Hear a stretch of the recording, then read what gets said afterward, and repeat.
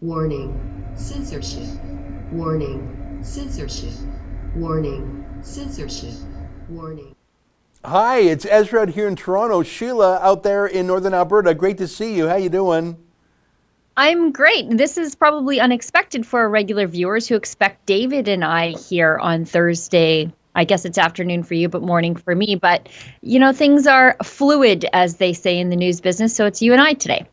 Yeah, David is out and about in the streets of Toronto covering the news. He excels on the streets, shoe leather reporting. There's not enough of it these days.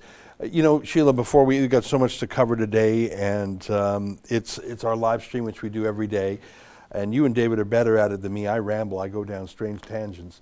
But one of the things, when I think of David's strengths out there on the streets, it reminds me of the silver lining to the fact that we are often deplatformed or banned by the media party and the government from attending formal press conferences. And here's what I mean by that. You attended the global warming conference that the UN had, I think it was back in Marrakesh or something, way back when. Yep. I'm talking years ago. Was that the first one you went to? Yeah, Morocco is in Marrakesh, I think, in November 2016. There you go. And you did a great job in there, but you asked questions that were a little too prickly. So Catherine McKenna banned you, told the United Nations not to let you in, and from there on you were banned. And that was a premonition of things to come with this thin-skinned, hypersensitive, cry-bully government. We were not allowed into the parliamentary press gallery, et cetera, et cetera. And so that's forced us to do our journalism outside of these scripted, tightly controlled press conferences. And I think, I still want access. I think there is good work we could do in there, asking questions that the media party won't. But it's forced us to go where the news is, which is out on the streets. And often if you're in a press conference, you have a short time to put a question. It's a BS scripted answer. They move on to the next person. And the whole thing is a messaging exercise engineered by the government, as opposed to when you go and find the news that they are not wanting to shove down at you. So I don't like being deplatformed by liberals or banned by the UN. I want access like every other journalist has. But the silver lining is we find the news that we're not supposed to find. We're rooting around for it out and about. And I think that's become our style in recent years. Yeah, as a journalist, one of the things that I least like to do is talk to politicians or wait on the phone to talk to a politician or on a Zoom call to talk to a politician. Often I don't feel like it's a good use of my time. However, I think it's important to at least do our best to hold the politicians to account. And you know me, I'm motivated by spite a lot of times. So if they don't want me somewhere, well, then that's how you get more Sheila. So I do that's one of the reasons I like to be in the press conferences, precisely because they don't want me there, because they know I'm going to ask a prickly question. But there is also, as you point out, that layer of control in these press conferences where you are selected by the press secretary. You are the lucky chosen one to ask the politician a question. And more often than not, even if we are waiting on the line or in the press conference, that's not us, because they know the kind of questions that we're going to ask. So I think some of our most effective journalism doesn't actually happen in those press conferences when we're asking politicians questions. It actually comes outside the press conferences when we are chasing politicians down the street, or Kean when he was, in DC, asking questions of the squad outside of press conferences. That's where we get some of our most effective accountability journalism done. Yeah. We want to talk about some of the lockdown rebellions today, Yep. the ones that you've been covering in Alberta, the Burger Rebellion, the Cafe Rebellion, the Diner Rebellion. And David is on the hunt here in Toronto. Hopefully there'll be some business rebellions here too. But before I do, I want to, and this is the problem with me, Sheila, is I go down these tangents because I get an idea and I want to throw to something. So before we get to the news today, I want to show you a video, and Justin, I don't know if you remember it. Remember when Jessica S. went down to the primaries, I think it was in Iowa, and she scrummed Bernie Sanders. And she went into a Bernie Sanders press conference. It's completely useless. She had a very short period of time to put the question. He gave a non-answer, and then next, and what are you going to do? And then she switched her tactics up. She waited outside the door for when it was all done, and she asked him a question walking from the building to his van, where she couldn't be shut up by someone turning off the mic. He couldn't give a non-answer and move on in 10 seconds. And the walking and talking gives it a real authenticity and shows the stress of the politician who isn't used to. So this is just to illustrate the point about you go into a press conference, you are being handled, managed. Even if you have a prickly question, it's like fighting a fog. And it was really brought home to me clearly in that encounter between our alumna Jessica and Bernie Sanders. So I think we've got the clip of that. Justin, thanks for grabbing it with no notice. Let me just show you how that went, then we'll get on with the news of the day. Sure. In the various rebellions. Do you have that clip? Here we go. Guilty of the Soviet Union. Do you regret taking your honeymoon there? Actually, I didn't take a honeymoon there. You vacationed Who there. are you with, by the way? I'm with Rebel Media from Canada. So my parents were Polish. They actually fled the Soviet Actually, Union. my father is Polish. See, we got something in common. And so, what do you think that tells people when you vacation? It tells people that first of all, it wasn't a vacation. What was it? From what we heard, it was your honeymoon. No, you heard wrong. You should get your facts right. Okay, so what were you doing there? Establishing a sister city relationship with a city called Yaroslavl. Very good program. Okay, and are you pro-Israel? His response didn't seem totally right to me, so I went ahead and did some quick research and found when he was speaking to the Washington Post, and he called it, quote, a very strange honeymoon. So naturally, I went back and asked him again. Excuse me, Senator Sanders. No, I'm just trying to get my facts straight, like you said. So I see on the you spoke to the National Post, and you said it was, quote, a very strange honeymoon. So I'm confused if... Well, because I was married just previous to that, but we were married just previous, but this wasn't a honeymoon. The purpose of this trip, where I went with a whole delegation of folks from Burlington, Vermont, was to establish a sister city. Okay, so when you said to the Washington Post, what was that really about? It was very... Okay, thank you. Okay, can I ask you another quick question, please? Okay, thank you. Take care. Senator Sanders clearly... I like that. And you It's see, good. I don't think you're going to get that if your next Zoom call, mute his button, mute the call. I don't think you're going to get that. And I remember that. I thought it was exciting that she had a second go at him after she checked it. I thought that was good TV. I thought that was good journalism. And I think that was a better question and a more interesting answer than anyone who was inside that scripted press conference. What do you think? I'm always fascinated by just how many satellite trucks and journalists are at these things. However, I'm also fascinated, given that there are so many journalists there, how little journalism actually gets done. Yeah. Because anybody could have done what Jessica did with a selfie stick and a microphone. Anybody.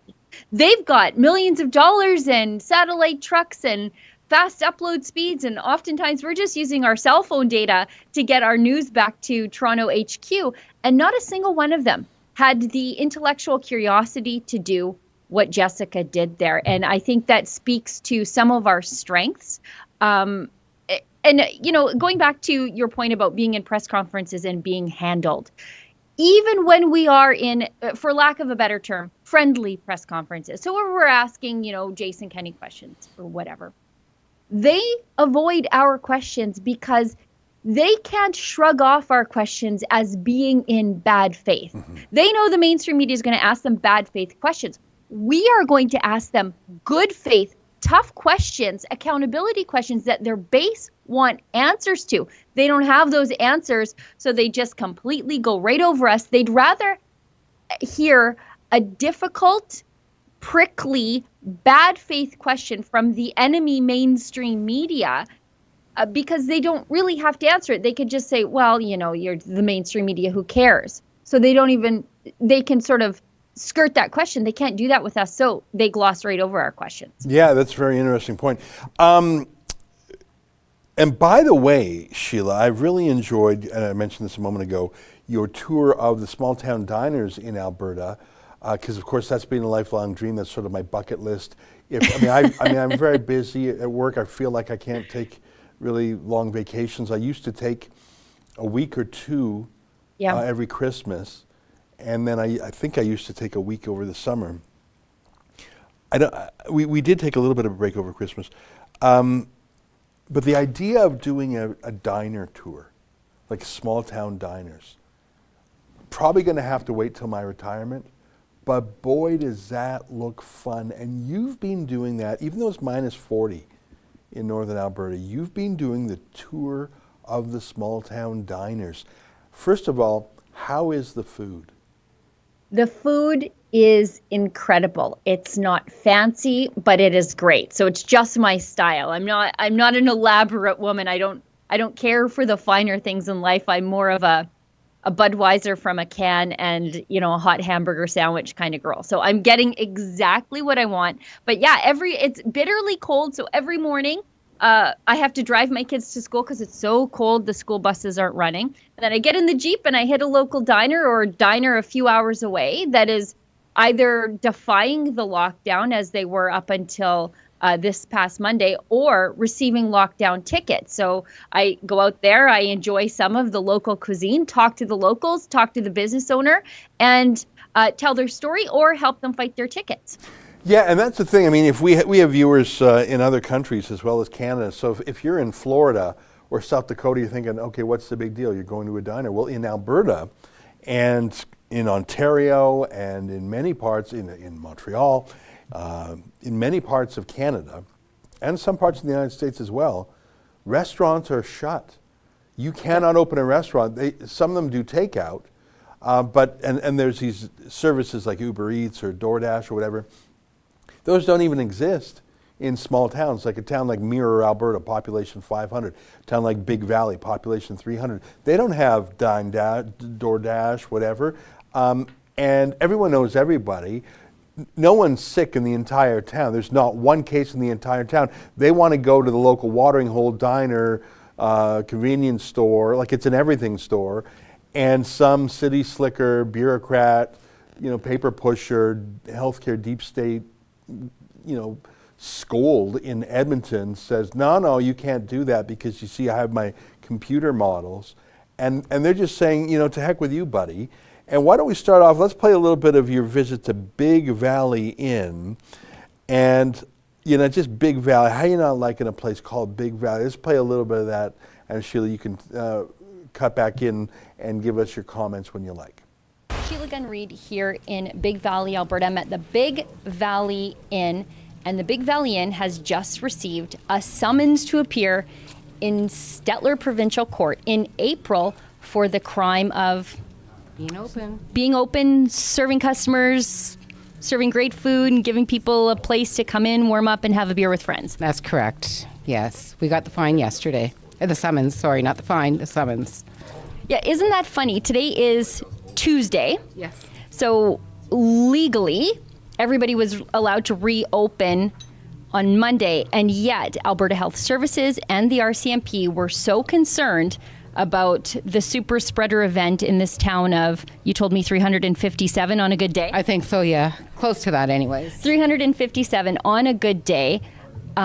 They came out on the day that everybody was allowed to reopen to issue a summons for violating a public health order last week. That's correct. That's insane. Well, the good news is we're going to make sure that the Big Valley Inn has all the legal help that you need to fight that ticket, summons, whatever might come your way in court through fightthefines.com. That's our largest civil liberties project to date. And I'm very excited because I came in here and I guess in honor of our visit here today, you have a Rebel Bacon Cheeseburger on the menu. Tell us about it. We do, and there's a proceed from every sale that will be donated to fightthefines.com for the next week. Now, you're doing something also personally. Yes, I am. I work day shift Tuesday, Wednesday, Thursday this week, and all tips I receive for those 3 shifts will all be donated to fightthefines.com. Oh, well, thank you so much. That'll go to make sure that normal people are allowed to continue living their normal lives, and that they have the legal representation that they need in court, because they need help to fight these tickets. And it's up to people like you and like me to put the government back in its place, because during this pandemic, it's just been out of control. Now, I want to ask you, what has been the community response to what Big Valley Inn has done? It's been amazing. Like, our steak nights, our Saturday nights have been crazy busy. We've been sold out. Thursday nights, during the week, it's a little slower, but people do work. We understand that. But the community has come together and supported us. It's been amazing. Now, how do you think? I tell you, it looks so cold there looking at those streets. Oh my God, that looks cold.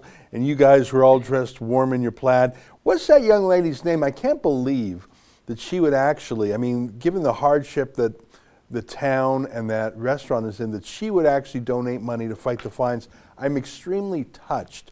And you know what, Sheila, if you want to send me her phone number, I'd love to give her a call and just say thanks. I want the help to flow from us to her. I mean, I would never look to give a horse in the mouth. I would never be disrespectful of her generosity.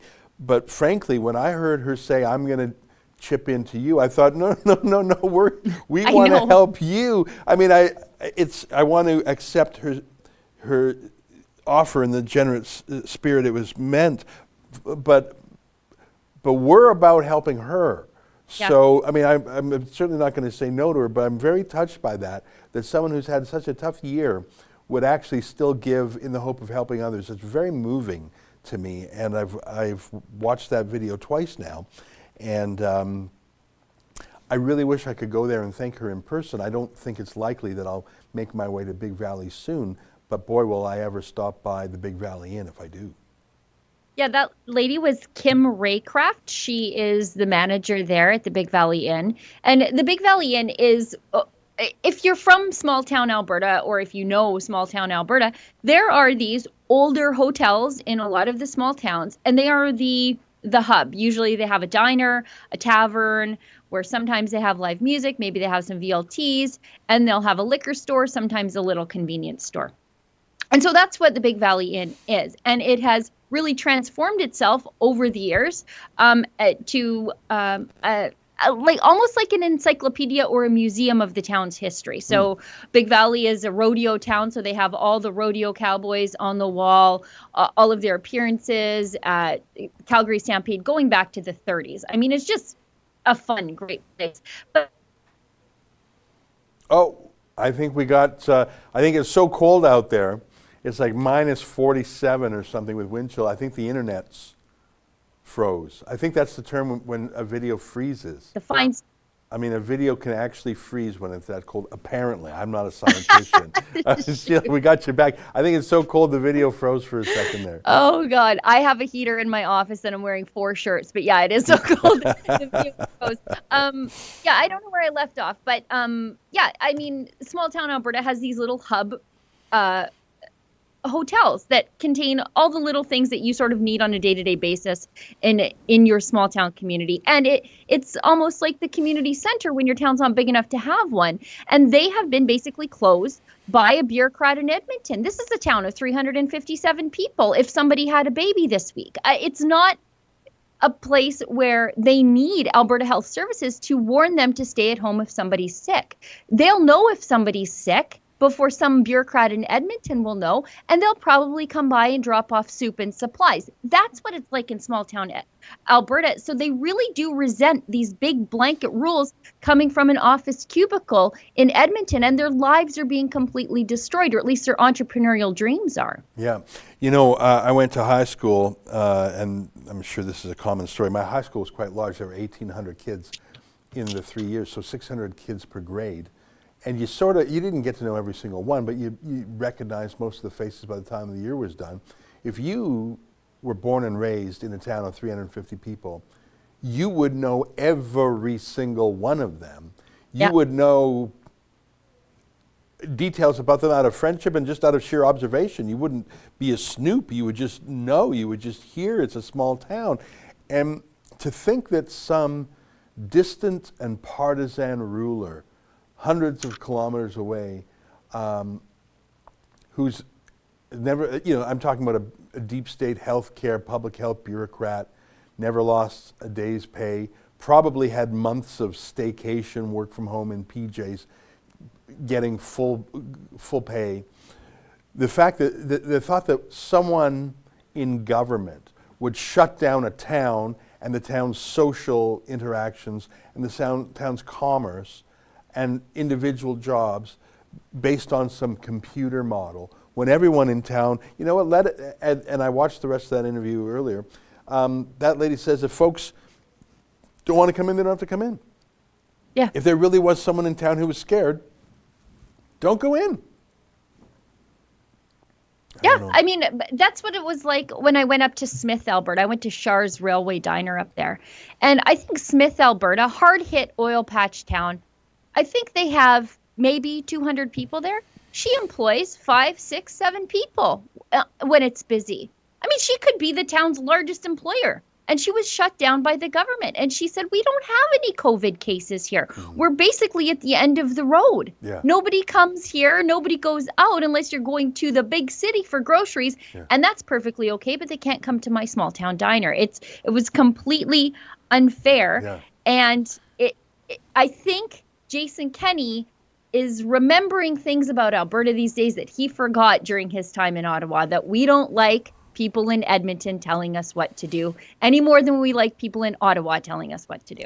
Yeah, I haven't been to a Costco in a while, or even a Walmart for that matter, but I'm sure you could fit the entire town of Big Valley and Yeah. Smiths and Mirror. I mean, I don't know how many people are in a Costco at any one time. I'm sure it would be over 100. I'm sure it would be perhaps hundreds. You would have the entire population of that village in Yeah. a Costco, buying, selling everything, including food, including if they still those delicious Costco hot dogs. So you can go get a Costco hot dog. I know a lot of Walmarts have McDonald's in them. I presume those are open in the Walmarts. Again, it's been a little while since I've been in a Walmart. So that's all cool. Just like we learned that the NHL teams, National Hockey League teams in Toronto here, they are allowed to go to restaurants and have restaurants open just for them. I swear to God. I don't know if you know that, Sheila. Yeah. You can't do that. You can't do that for a wedding, a bar mitzvah, a funeral, a personal gathering. You cannot go to a restaurant and have a gathering for you, but the NHL can, because science. Don't you believe in science? That's not science. No one believes this stuff. I don't know, I find it deeply depressing. But Sheila, my long-winded point that I started to make 10 minutes ago but never finished was that I actually believe that your whistle-stop tour of these small-town diners defying the government shaped the Alberta government's decision to end the total lockdown of restaurants, because it's not just that these restaurateurs, if we can throw some B-roll up from the Whistle Stop Cafe, Justin, it's not just a restaurateur open by itself. These places are packed with the locals. So if you have some cop drive in from the local, from the nearest RCMP detachment, which might be an hour or two away. So here you got Chris Scott in the Whistle Stop Cafe. And look at that. So here's people at the counter. I like this guy. I remember this guy in the interview. Good Egg drove in a bit just to support you. You got all these guys. You going to arrest everybody? Like, are you literally going to arrest everyone in that place on cell phone cameras? And by the way, do you think these people are voting NDP, or are these actually Jason Kenney's base? So I think that the Premier of Alberta, Jason Kenney, saw these severely normal people, just saying, I don't believe in the lockdownism. I'm tired of it. I'm going out for lunch with friends and family. Can you skip forward to show people actually eating and being normal humans? These guys are good. Yeah, just normal people have a normal bite to eat. And so it's not just like I think the reason this diner rebellion worked is that there were so many people in the local town saying, yeah, of course I'm going there. Of course it's safe. Of course I'm not. Yeah, that shot there. How much fun does that look? How much fun? That looks cold. But look at that. So inside, cold. wouldn't you like to be? I'd like to be in there right now. Looks like they're still sort of chilly. They're wearing their coats. I would get a nice bowl of soup and a coffee, and then after a while I'd probably get a hamburger, and then after a while I'd probably get an apple pie.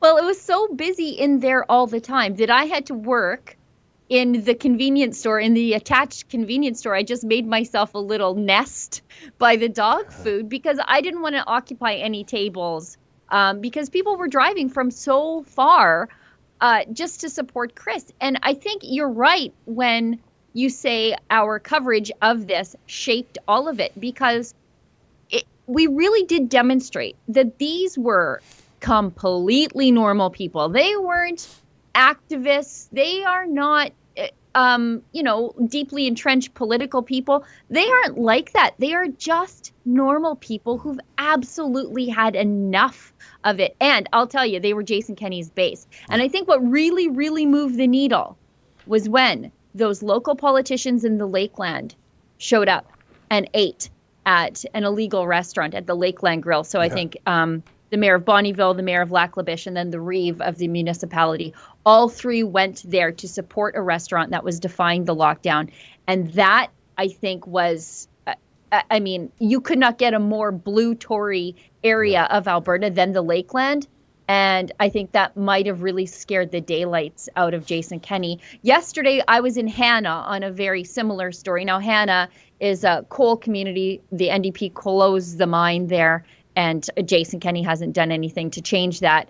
And I talked to the mayor about the lockdown, because in these small communities, the mayor is not a full-time job. Right. He owns the Home Hardware. So I just went up the street to the Home Hardware to talk to the mayor about the lockdown and his message for the politicians in Edmonton.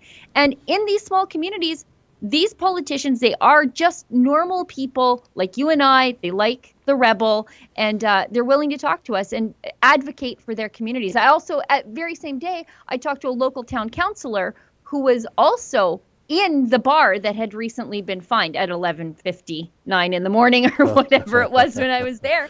But she also wanted to talk about how terrible the lockdowns are, because they don't really care about politics. They care about their community. Yeah.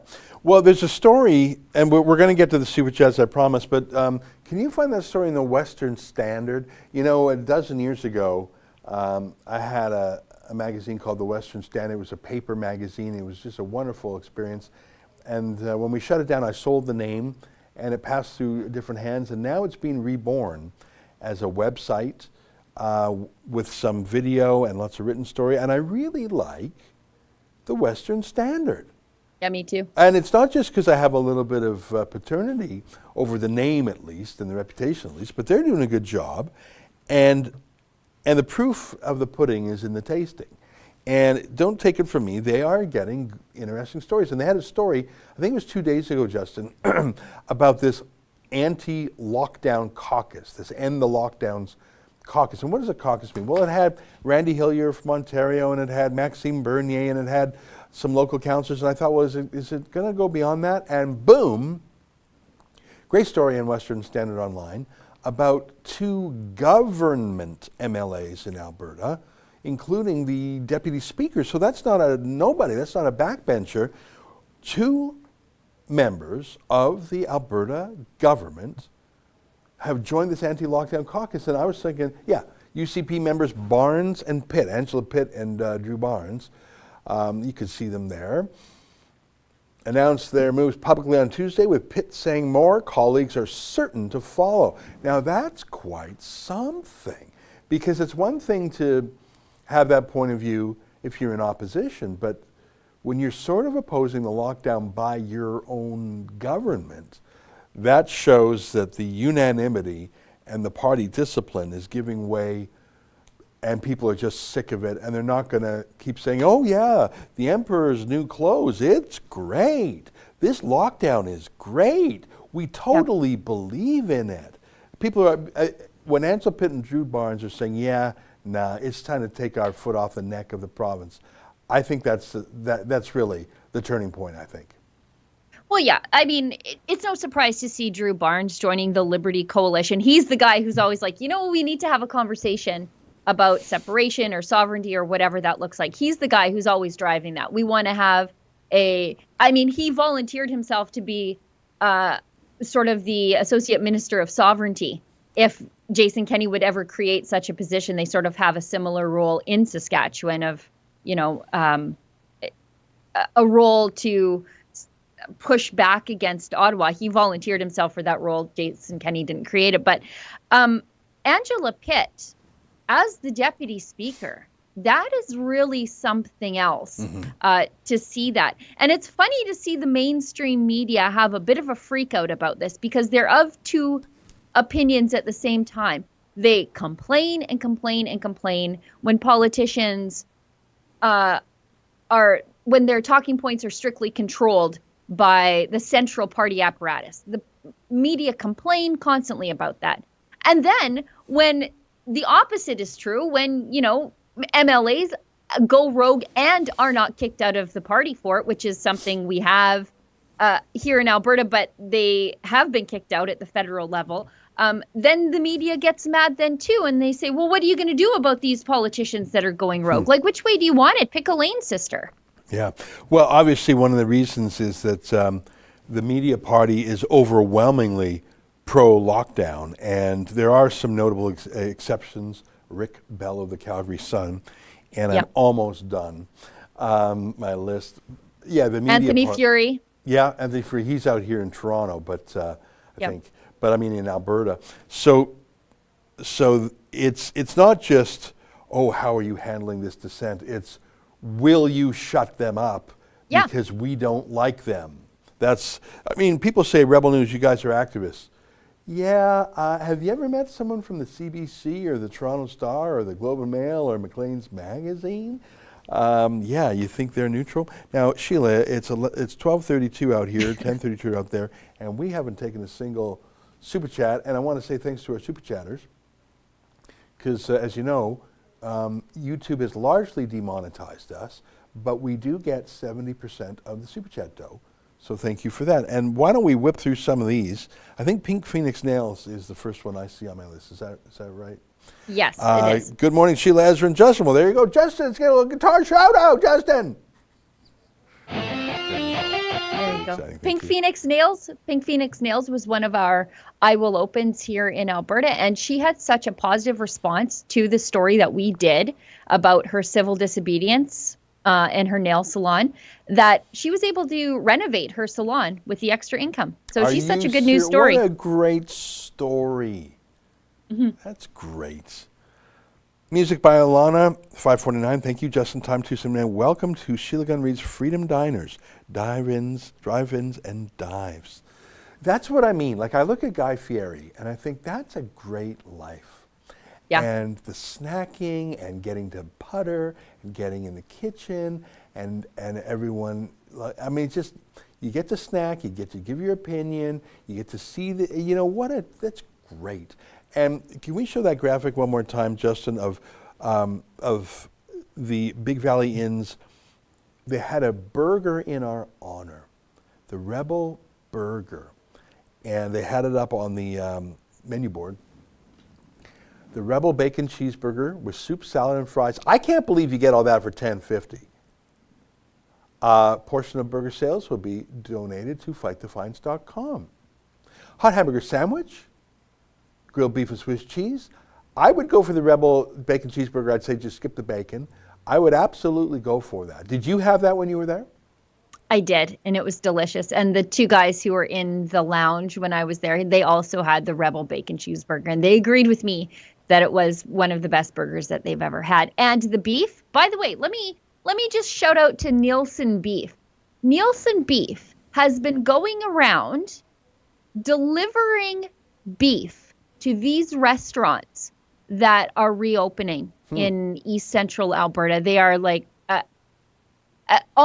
would say an artisan beef company, but that sounds a little snooty for Alberta. These are hand-raised cattle the best of the best of the best. And they are delivering their beef, driving hours in some cases to drop off beef supplies at no cost to the restaurants just to support them, because you can only eat in so many diners. Well, it's surprising how many diners you can eat in, I'll tell you that. But they are going around and delivering groceries and beef to these places. And I thought, what a great thing to do. So are you saying they're beef angels? They are. That's exactly it. They are beef angels. I've had the pleasure in my life to twice visit the Louvre in Paris, which is perhaps the finest museum in the world. And I love those medieval paintings of the cherubim and the seraphim. Yep. And that's where we get the word cherubic. Yep. Those beautiful little angel children. I think there's the cherubim, the seraphim, and the beef angels. And they have the little gossamer wings, and they just bring in all Ribs. sorts of beef. Your steaks, your hamburger, your jerkies, your beef angel, please be mine, beef angel. Is that okay? Are we? Justin said we're going to have a copyright challenge. I think we're just going to lose all our viewers if I keep singing Beef Angel. I'm going to snip this and send it to the guys from Nielsen after we're done. I think they're really going to enjoy this. Speaking of the Western Standard, I want to tell you that for the first couple years of the Western Standard, we had a centerfold every issue that if you just opened up the staples, you could take out the whole 11 by 17 glossy, full cover beefitorial. So you're laughing. We did it. We No, had I think a it's deal great. with the recipe book company called Company's Coming. So they had these gorgeous, beautiful beef pictures, like absolute glamour shots of sandwiches, of stews, of chilies. So every issue we would have a gorgeous beef shot, the recipe, and a short beefitorial, an editorial about beef written by my friend Kevin Libin, who went on to become the big boss of Postmedia's editorials. So he got his start writing, well, he was a journalist before that, but some of his finest work was writing beefitorials on the centerfold posters. And last comment, when we started the Western Standard, this is now almost 20 years ago now. I think we started it in 2006. Our motto was pro-Alberta, pro-Western, pro-conservative, pro-US, pro-Christian, and pro-beef.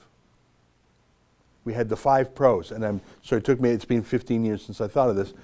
Pro-Western, pro-conservative, pro-Christian, pro-US, pro-beef. The 5 pros. That was our editorial mission 15 years ago. What do you think of that? I had no idea you had a working relationship with Company's Coming. That's everybody's first cookbook. Like, you leave the house on the prairies and your mom sticks a cookbook by Jean Pear in your bag and you go out and take on the world. Well, it was a deal with them that they gave us these, to get a beautiful beef shot. Yeah. Like, that is, like, doing food photography is a special thing. You've got to make that food look perfect. Like, sometimes you got to you spray it just to make it look moist. And every lettuce leaf's just perfect. So, food photography can cost, back then, you hire someone, that's $1,000 a photo. So we couldn't afford that back then. So we did a deal. Company's Coming gave us all their beef porn, you could say, just absolute sexy beast photos, like the most gorgeous things that only a beef angel would deliver. And then we would have the recipe, we would give a shout out to Company's Coming, and then Kevin would write the beefitorial. It was a signature of the Western Standard for at least 2 years, until we ran out of recipes. We just used all their beef recipes. You ran out of beef recipes. Well, I think they only had the like internet 48. broken? I think Oh, they okay. had only like of companies coming. And we had 24 issues a year, if I'm remembering. Yeah, that's fair. So I think after 2 years we ran, I mean, I guess we could have done repeats. It's a collector's item. It's a collector's item, beef tutorials. Beef Angel. Maybe we should, you want to read some more super chats? Is I'd anyone love left? Is anyone left? Anyone, is it just you, me, and Justin? No, there's like almost 1,800 It's gone people up. watching. The more you sing, the more they come. Oh yeah, it's like a car accident. People just slow down and they say, "Is this really happening?" Whoa. So yeah, it's that kind of audience we've got now. We've got the real rubberneckers. Just whoa, car crash. Just gonna take a look at that. Beef Angel. Your milkshake is bringing all the boys to the yard, Ezra. Okay, let's keep going. Just in Time gives us 279. O'Toole is as conservative as Trudeau. Whatever. Okay, Inspire Bucket online shopping, $2. Runaway from Canada. Georgie or Yorgie, I'm not sure. I love your style of journalism, guys. It reminds me of Ted Koppel in a way, and my favorite rebel moment is when Menzies cornered Ron MacLean. Yeah, that was a good one. Yes. The police assaulted David that day, though. On Yes, one of the that's right. occasions, we accosted McLean on several occasions, and I want to let you know we're suing the York Regional Police for doing that. And just a few days ago, we filed a lawsuit against the Toronto Police Service for assaulting 3 of our cameramen. And we've been joking a bit about beef angels and stuff like that, but it's deadly serious when the police physically assault our journalists for reporting the news. And we just have to put a stop to that. Believe in Jesus gives us $5 just once during a live chat. I'd like to see every viewer donate a $5. You know what? I would too, but it would help if we had told everybody how to donate at the top of the show. And since we have 18 minutes left in the show, maybe I'll do that right now. If you'd like to support the work that we do completely willingly, unlike what Justin Trudeau does with the mainstream media, reaching into your pocket to give money to failing media companies that you wouldn't watch anyways, you can do something called a super chat. And thank goodness we have such a well-trained audience here who know what to do, even when Ezra and I don't. If you go to the bottom of the live chat, there's a little $sign. If you click on that, throw some money in there. The more money you give, the more characters you get. YouTube takes some, we take the majority, because as Ezra points out, we've basically been demonetized across almost every platform that we go anywhere near. And it's your way to leave a question, a comment, a concern, a story idea, throw some money in a super chat, and it really becomes your show if you want to wrestle it away from Ezra and his beef angels. Beef Angel. Is that bacon I smell? Beef bacon. The beef angels must have been here. Just a little bit on the wrist, the pulse points, is that what they call those? A little bit behind the ears? Oh, what's that? We got a new puppy, and I tell you, if I wore beef angel, that would be the fragrance. Ezra, what's your new fragrance? Are you wearing Beef Angel? So the little puppy would go absolutely crazy if I was wearing Beef Angel. Yeah, it would be like the Victoria's Secret angels, but it would just be like you wearing wings, eating ribs, beef ribs. You know what? I mean, if you ever watch Master and Commander, wonderful movie, great books, just beautiful everything. And there's this really old grizzled sailor, and he's got "hold fast" on his knuckles. And that's such I love that phrase, "hold fast." I think about it a lot. It's just wonderful in that movie. When I was called to the bar in Alberta at a special ceremony hosted by Buzz McClung, who was in the Court of Appeal then, grandson of Nellie McClung of the famous Five. So his job is to sign my admission to the Law Society. But he didn't just sign it. He signed it. In fact, I could bring it in from my office. It's in my office. "Hold fast, Ezra." Like he's supposed to just sign it and you put it on your wall, Yeah. "Hold fast, Ezra." He wrote that on my call to the bar. What do you think of that? and you've been holding fast ever since. We should get through some of these super chats so we got Well, 50 and minutes that's left of the and show. other than hold fast, my second, if I were ever going to get inked up, it would be beef ribs. Beef ribs. Boom, beef. Do you want a beef or a rib? I got a beef with you. Do you want a beef rib? Beef rib. I'm just daydreaming. If I had the knuckle tats, I don't think I could withstand the pain. I think I would be crying. I would just get an H or maybe an HO. People would say, "Ho, no. I'm gonna get the." You know what? Quick story. I was down in Chicago a dozen years ago for the trial of Conrad Black, and I was down there with Peter Worthington, the late Peter Worthington, and we were in a break, and he was talking about the Navy or the Army or whatever he was in, and I asked him if he had any tats. And he said yes. And I'm trying to remember this clearly, but he said, and he undoes his shirt, we're in the courthouse, and he shows me his tat that's half done. He's like 80 by then. He said, I just couldn't stand the pain. He just showed, and all the ladies love Peter Worthington, even in his golden years, that silver-haired. Yeah. And there was quite a crowd. You know, you don't often see an octogenarian giving you a tour of the tats, let alone in a courthouse. And I hope I'm remembering all the details right. Let's get back to the Super Chats. Well, an octogenarian. So you still have 4 decades to change your mind and get that tattoo. I don't know if I could bear the pain. It doesn't hurt that much. It doesn't hurt that much? And I suppose the knuckles aren't the most sensitive part of the body. No, you're splitting those things all the time. Yeah. Oh yeah. Yeah, I know. You know what? Me and my gang, we're called the Beef Angels. And we go out there and we just sort of, it's like we patrol.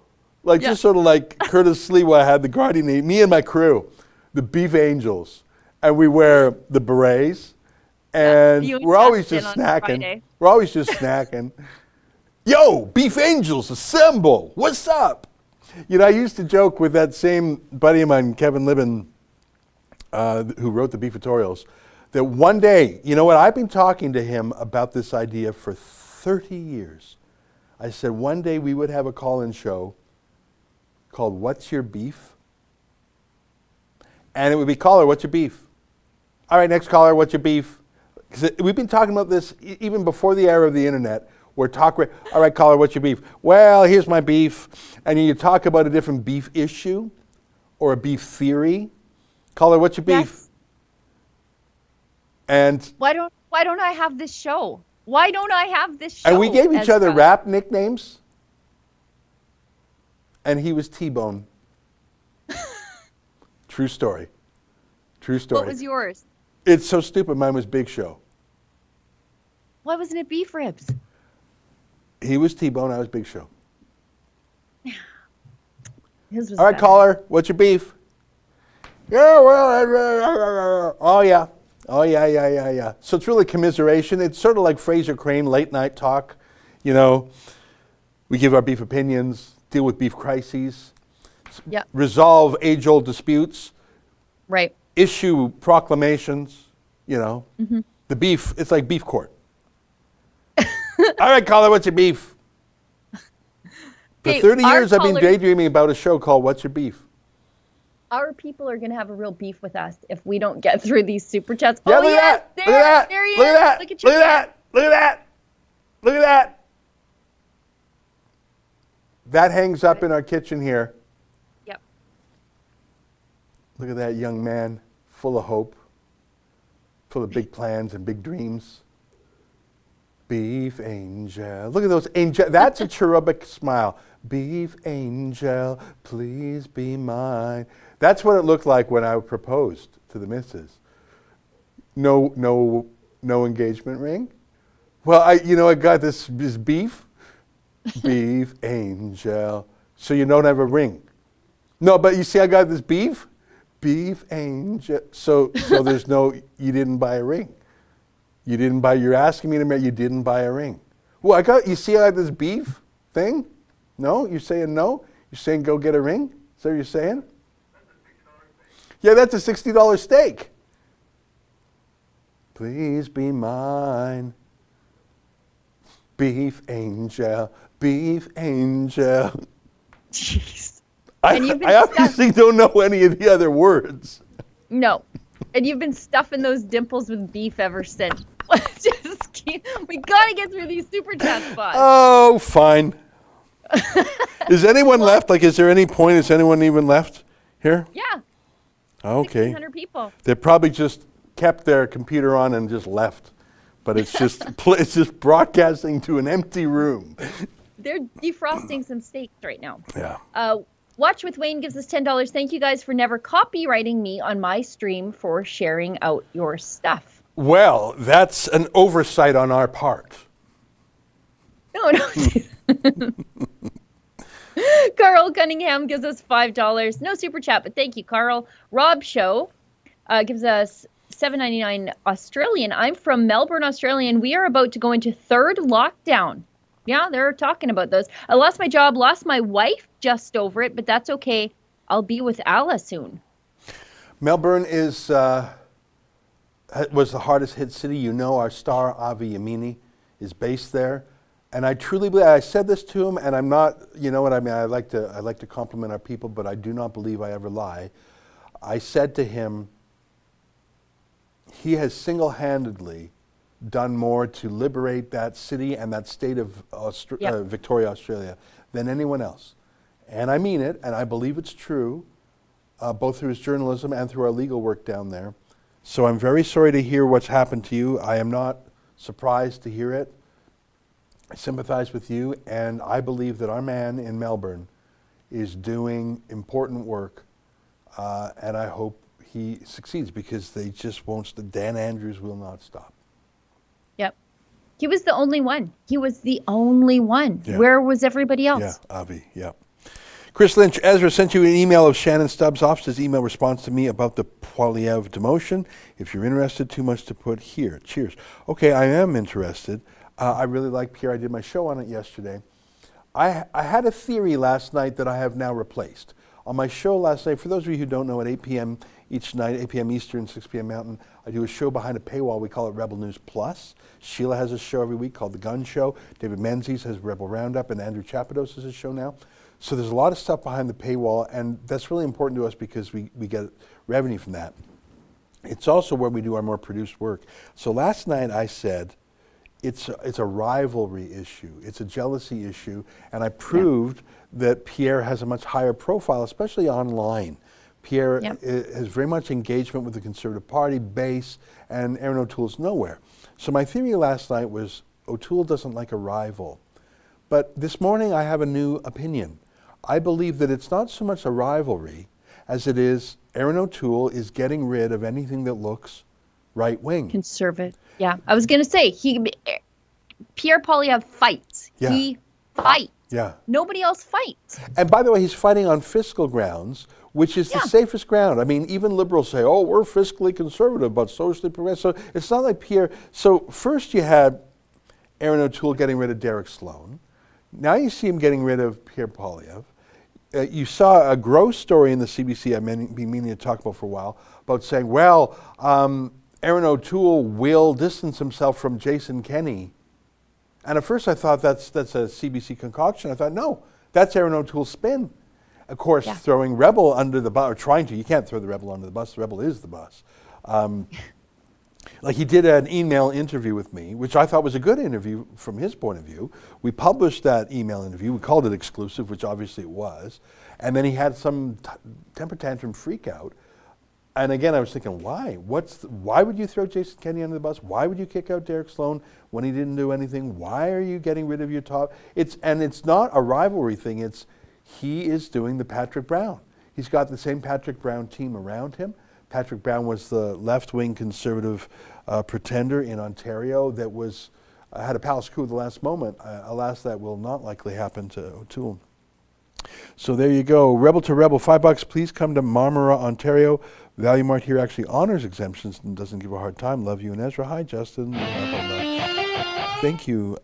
Marilyn Walsh, $5. The best part was when the money guys in the helicopter came in. Those guys are CEOs Yeah. supporting the. Those guys Yeah. seemed really cool. I felt like I Yeah. was watching a cold Alberta version of Billions. Yeah, that's the thing about Alberta, though, that even your big money guys, it's not old money here. It's all new money, and everybody has built something with some idea. And if you've become wealthy because of that, you still have your blue collar entrepreneurial roots. You're never very far removed from that. And the boom and bust of our economy means that you could end up poor back where you came from pretty darn fast. And yeah, they flew out 3 helicopters. They had come out. That was the 3rd time when I was there that they had been out. Wow. They were flying in from Calgary and Stettler and I think Red Deer that day. They just flew in, had breakfast, That's so left, cool. left $1,000 tip, by the way. Oh my and God! went back. Oh my God! $1,000 tip. $1,000. Oh Yeah. my God! That's amazing. That is the lifestyle. Those are beef angels. Beef angels. Watch with Wayne, $5. Here's another 5 for not copyrighting me when I share your great work on my channel. Well, I say again, that's just an oversight on our part. Kane Manmark, $5. I'm so pleased to be in Sheila's whistle video from 2 weeks ago. Shout out to Justin. Sheila's beautiful in real life. Sorry, Keenan. Haha. Okay. What's the Kean reference? Why is that in there? Kian used to be. Oh, his he's just a favorite. big fan. Okay, that's Justin says me. Mike 519, $10. Did Pierre Poilievre get fired? Was he speaking out too much? Was Pierre pushing too many buttons? What happened? Rebel News #1. I think he's just like he's not extreme. His questions, if anything, are a little bit technical. Just accountability stuff. Like I honestly, actually, now that I think about it, I don't even know where Pierre stands on the prickly social issues because he's always focused on finance. Like I can't even think of it. He's just tough in a good way, like tough when he's supposed to be. It doesn't make sense to me. W.M. Larsh, $5. Thank you. Paul Anstey, $5. Keep up the great work. Cheers. Thank you. Kathy Given, $20. Thank you. Olga Jenny, $5. Just as groupies here. Thank you. Alistair McPherson, $5. Pair character lifting weights. That's like me, but the weights are, those tomahawk steaks. You know the ones with the big rib. Delish. Now, it's aesthetically very exciting, shaped like a tomahawk, but the bone gives it the. Caller, what's your beef? All right, go ahead. You're on. What's your beef, caller? Well, do you have the beef on the rib steak or beef on every time? That's where the flavor is. Next caller, what's your beef? You know what? It's what Dave Portnoy does to pizza. His one bite review. I trust that man. He's reviewed 1,000 pizzas. I've watched probably 500 of those. I like his gestalt style. I like his. He doesn't overthink it. I love the banter, of course, and I know some of those pizzas that he has, and the ones I know that he reviews, he's dead right. He's dead right. And the thing is, the guy says, "I know pizza." You say, "How many pizzas have you eaten?" "Oh, well, I have Domino's once a week." No. Have you tried 1,000 pizzas around America? Otherwise, you're not deity level. You're amateur level. In another life, had I chosen another path, had the winds of fortune and fate blown me differently, Sheila, I may have been a what's your beef version of Dave Portnoy. We'll never know. You still could. You have lots of time left. Well, that's the thing. I remember Israel Asper, the great tycoon. He didn't get in the TV business till he was after 40. And he built Global from scratch. 40. Like he had several careers. He was a lawyer. He was a politician. And then at like 40, he says, I'm going to start his TV station. 40. And he built Global News. Yep. Arlene Williamson, $7. Have you considered interviewing Jay Hill, the interim leader of the growing Maverick Party? I would put that question over to you. Have you? I have considered interviewing him, and every time that I think, okay, I have a day to interview Jay Hill, a lockdown happens, a spate of restaurants get fined, normal people get arrested for feeding the homeless. So I do have him on a little sticky note that I keep on my computer, and I know that he would be open to speaking with us. And if I ever get a minute, I would love to interview Jay Hill. Okay, well there you go. Do you want to whip through these, because I'm going on all my little tangents, and I know. see it's 1 o'clock. Right, and we do need to tell people about Drea's video before we go. Gary the Gargoyle gives us $10. Can Rebel start a fund for all the brass monkeys who have been transgendered by this weather? Silver Sadie gives us $5. My first super chat ever for a great cause. Thanks, Rebel News. Keep up the great work. Well, thank you very much, Silver Sadie. Randy Smith gives us $5. $5 for every guitar. There you go. Ginger Marshall, $5. I wish we start a dating site for the right-siders and Rebel News people and no fear Mongolians. It has changed dating since COVID. We have a very regular supporter of Rebel News who has an online dating service. And as always, I am screening applicants for people who want to date Yankee. Larry Jackson, $5. When is Rebel News going to the Rumble or Odyssey platforms? I think we're on Rumble, I thought we were on Rumble. Yeah. I'll have to check. I'm pretty sure we are. Larry Jackson, $5. When? Oh, we did that one. Michelle Leinbacher, CHF. I think what that's Swiss currency is that? francs. I think that's Swiss francs. Well, we got 20 of them and no super chat. Thank you very much. Brian Moir gives us $25. There's only one economy. There should be only one voice. That voice should be Pierre Poilievre. Wes Hammermeister, $5. Beef angels might be considered as terrorists. Yeah, give it time. Give it time. Zen AX gives us $2. Sorry, Ezra being in the energy drinks, sugary snacks again. I think that's always, not again, just constantly. There's Yankee. Yankee says he's still watching and gives us $2. Wow, thank you. Yankee. St. McElroy gives us $6.99. No super chat. Alex Davidu gives us $5. Sue, it's against the law to impede media. In 2019, Randy Fleming won 9-0. Canadian Supreme Court police can't abuse peaceful protesters. Oh, thank you, Alex. Great to hear from you, and I will look at that case because I'm unfamiliar with it.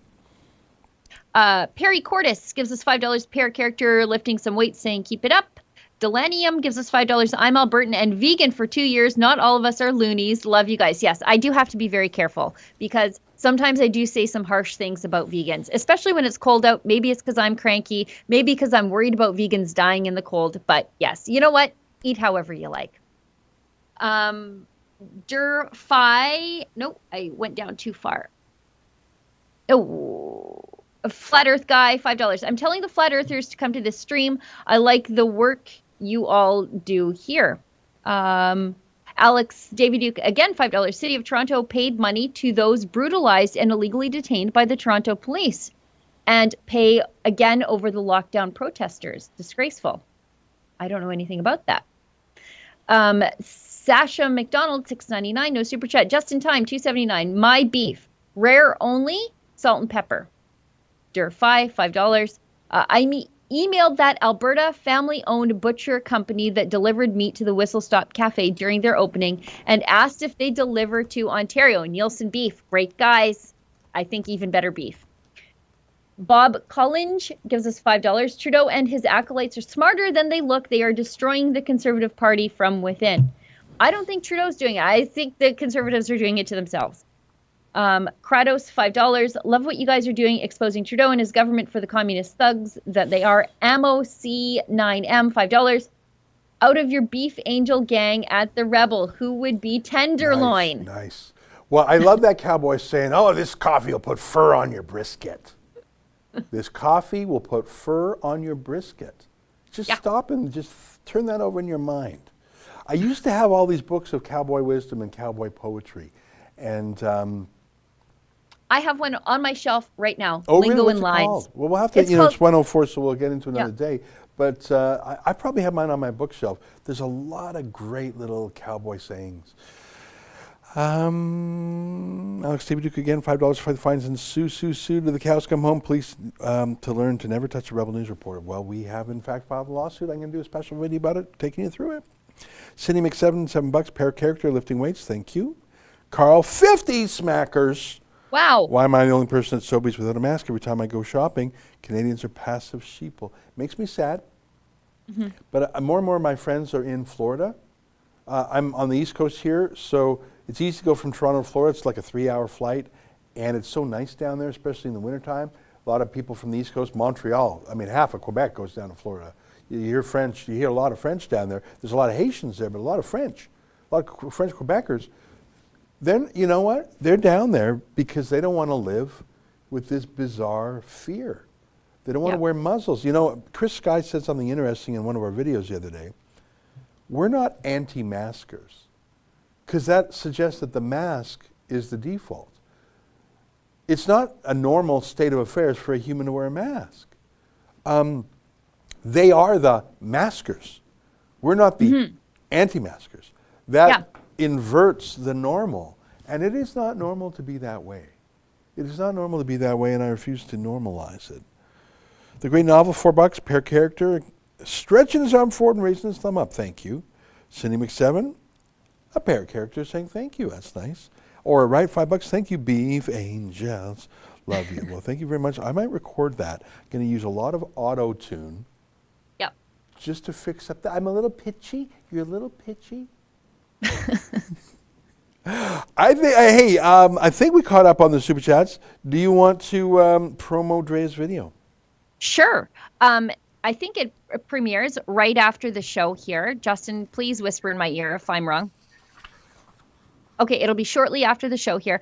Drea has an exclusive interview with exclusive footage. This family has been put through the ringer. Her interview details a woman in extended care and long-term care basically losing the will to live and then ultimately dying, going from healthy at the beginning of the pandemic to losing the will to live to being placed on palliative care and then dying.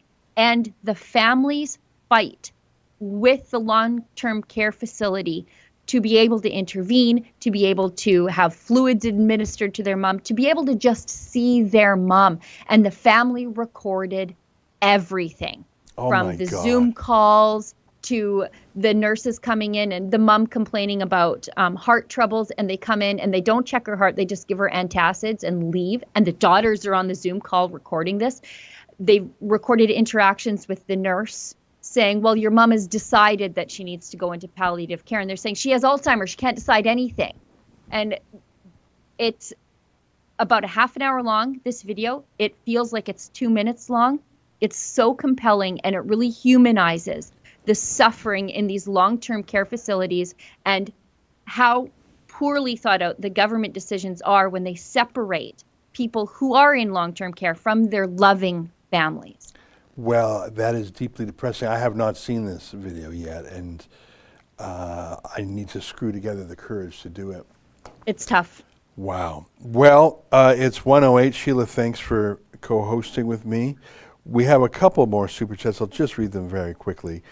Watch with Wayne, $5. Okay, sorry, I always give full credit to you and your channel, but I will only comment on it from now on. Sorry for any misunderstanding. You can take reasonable clips, and you can embed our video, but you can't just re-upload our stuff. So you can make reasonable use. You can take a portion of it and comment on it, as long as you give credit, but you can't just take our stuff and re-upload it. That's what I'm getting at. So you can take our video anytime and embed it in your website, but you can't just take our stuff, because that's how we pay the bills. That's what we got to pay. We got almost 30 staff now. Randy Smith, guitars earn money. Thank you. Sheila, great to see you. Thanks for indulging my singing, my tat talk, and maybe one day, What's Your Beef will become the show I've been daydreaming about since the 20th century. Would you super chatters and regular viewers out there, would you buy a Beef Angels t-shirt? Because I would definitely buy a Beef Angels t-shirt. That's not a bad idea. Yeah, Justin says he would. Justin would. Beef Angel. But we would have to, you know, it would probably be a very fun, like I'm thinking like a South Park drawing, South Park style. Of you. There you with go. wings. Yeah. Eating ribs. Yeah. Yeah, not bad. One more, I think we got Watch with Wayne, that's what I do, never do that. Okay. Yeah, thank you, Watch with Wayne. Perfect. And Randy Smith, more please, he says. There you go. Well, we got to go. We got to clear the decks for Drea's vid. I got to go do some work. Sheila, thanks so much for doing this. Good luck out there in the frozen cold. Do we have a dog video, or is that just, yeah, we do have a dog video. Okay, this is curated by Justin. I'll say goodbye now. Sheila, thanks very much. And here's the dog video. We'll see everybody later.